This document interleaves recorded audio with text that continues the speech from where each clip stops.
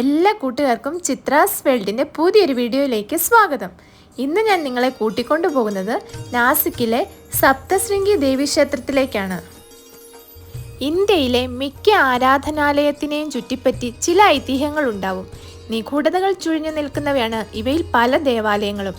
അക്കൂട്ടത്തിൽ ഏറെ കൗതുകമുണർത്തുന്നതാണ് മഹാരാഷ്ട്രയിലെ സപ്തശൃംഗി ക്ഷേത്രം.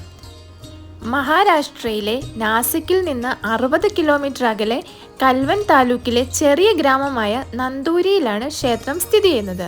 ഇവിടെയുള്ള 7 പർവ്വത ശിഖരങ്ങളിലായി ദേവി വസിക്കുന്നു എന്നാണ് ഐതിഹ്യം. പശ്ചിമഘട്ടത്തിലെ സഹ്യാദ്രി മലനിരകളുടെ ഭാഗവും പ്രാദേശികമായി ഘാട്സ് എന്നറിയപ്പെടുന്ന 7 കുന്നുകളും ഉൾക്കൊള്ളുന്ന ഒരു മലനിരയാണ് സപ്തശൃംഗി. ഒരു പർവ്വതത്തിന്റെ മുഖത്ത് പാറയിൽ കൊത്തിയെടുത്ത ദേവി വിഗ്രഹമുണ്ട്. ഇത് സ്വയംഭൂ ആണെന്നാണ് ഐതിഹ്യം. സഞ്ചാരികൾ കൂടിയതോടെ കൂടുതൽ സൗകര്യങ്ങളോടെ ക്ഷേത്രം പുതുക്കി പണിഞ്ഞു. ഇപ്പോൾ ക്ഷേത്രത്തിലെത്താനായി 500-ലധികം പടികൾ കയറണം. ദസറയും നവരാത്രിയും ക്ഷേത്രത്തിലെ പ്രധാന ഉത്സവങ്ങളാണ്. സപ്തശൃംഗി ക്ഷേത്രത്തിലെ ഏറ്റവും പ്രധാനപ്പെട്ട ഉത്സവമാണ് ചൈത്രോത്സവം. രാമനവമി ദിനത്തിൽ ആരംഭിക്കുന്ന ഉത്സവം ചൈത്ര പൂർണിമ വരെ നീണ്ടു നിൽക്കും. ഉത്സവവേളയിൽ എല്ലാ ദിവസവും ദേവിക്ക് തേൻ, പഞ്ചസാര, പാൽ, തൈര്, നെയ്യ് എന്നിവയുടെ മിശ്രിതമായ പഞ്ചാമൃതം ഉപയോഗിച്ച് അഭിഷേകം നടത്തും. 1/4 ലക്ഷത്തിലേറെ പേർ ഈ സമയത്ത് ഇവിടെ എത്തുന്നു എന്നാണ് കണക്ക്. മഹാരാഷ്ട്ര, ഗുജറാത്ത്, മധ്യപ്രദേശ്, രാജസ്ഥാൻ എന്നീ സംസ്ഥാനങ്ങളിൽ നിന്നാണ് കൂടുതൽ പേരും വരുന്നത്. പാറക്കെട്ടുകളിൽ സ്ഥിതി ചെയ്യുന്നതിനാൽ അപകട സാധ്യത ഏറെയുള്ള പ്രദേശമാണ് ഇവിടം. പാറകൾ വീണ് നിരവധി തീർത്ഥാടകർക്ക് പരിക്കേറ്റിട്ടുണ്ട്. 2008-ൽ ഒരു സ്വകാര്യ ബസ് താഴ്വരയിലേക്ക് വീണ് 43 പേർ മരിച്ചിരുന്നു.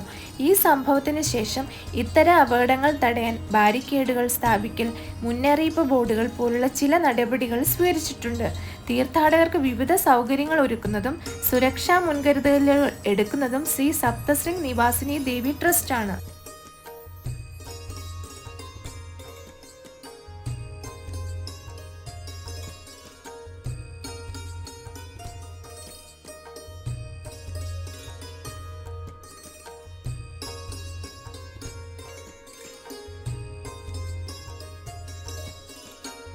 ഭക്തരുടെ സൗകര്യാർത്ഥം ക്ഷേത്രത്തിലെത്താൻ ഒരു റോപ്പ് വേ സൗകര്യമുണ്ട്.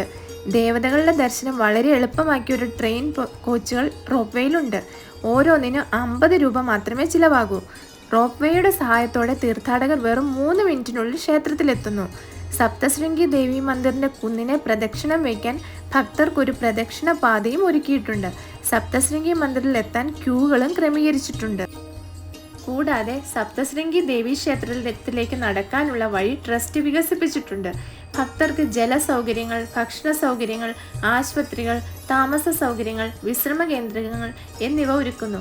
ഭക്തർക്കായി മഹാപ്രസാദ് യോജനയും ക്രമീകരിച്ചിട്ടുണ്ട്. മഹാപ്രസാദ സമയം രാവിലെ 11 മുതൽ ഉച്ചയ്ക്ക് 2:50 വരെയും വൈകുന്നേരം 7 മുതൽ രാത്രി 9:30 വരെയുമാണ്. സമുദ്രനിരപ്പിൽ നിന്ന് 4659 അടി ഉയരത്തിൽ 7 കൊടുമുടികളാൽ ചുറ്റപ്പെട്ട ഒരു കുന്നിൻ മുകളിലാണ് ഈ ക്ഷേത്രം സ്ഥിതി ചെയ്യുന്നത്. മഹാരാഷ്ട്രയിലെ സാതേദിൻ ശക്തിപീഠങ്ങളിൽ നിന്നുള്ള അർദ്ധശക്തിപീഠമായി ഇത് കണക്കാക്കപ്പെടുന്നു. പ്രകൃതിദത്ത പാറയിൽ കൊത്തിയെടുത്ത 8 അടി ഉയരമുള്ള ദേവിയുടെ രൂപം.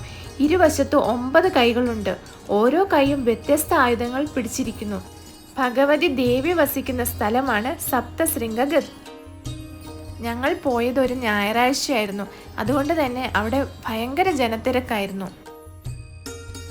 ക്ഷേത്രത്തിനുള്ളിലെ ഭക്തിനിർഭരമായ അന്തരീക്ഷം ഭക്തരെ വളരെയധികം ആകർഷിക്കുന്നു.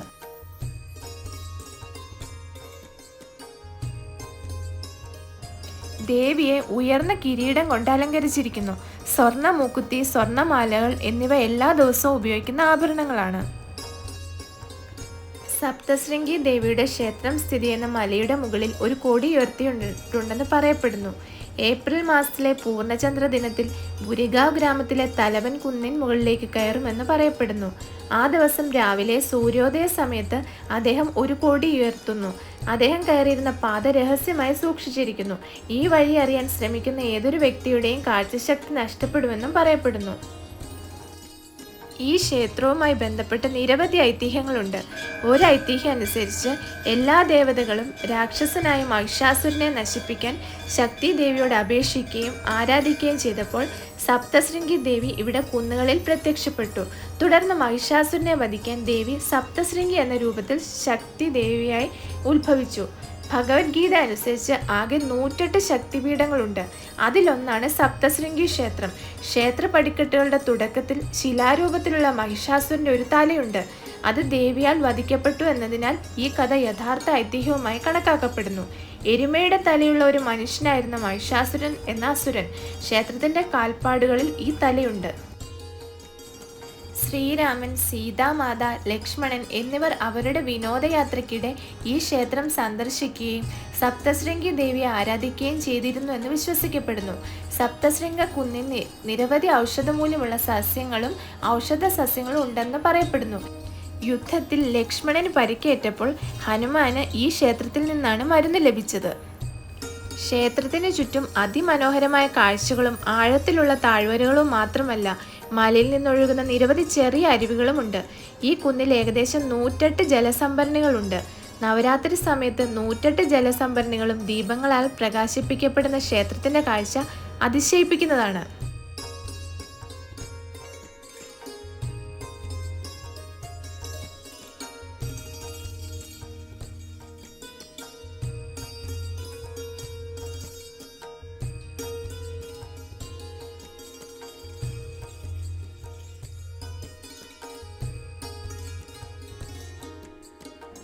നിങ്ങൾക്ക് ഈ വീഡിയോ ഇഷ്ടമായെങ്കിൽ ലൈക്ക് ചെയ്യുക, ഷെയർ ചെയ്യുക. കൂടുതൽ വീഡിയോകൾക്കായി ഞങ്ങളുടെ ചാനൽ സബ്സ്ക്രൈബ് ചെയ്യുക. പുതിയൊരു വീഡിയോയുമായി നമുക്ക് വീണ്ടും കാണാം.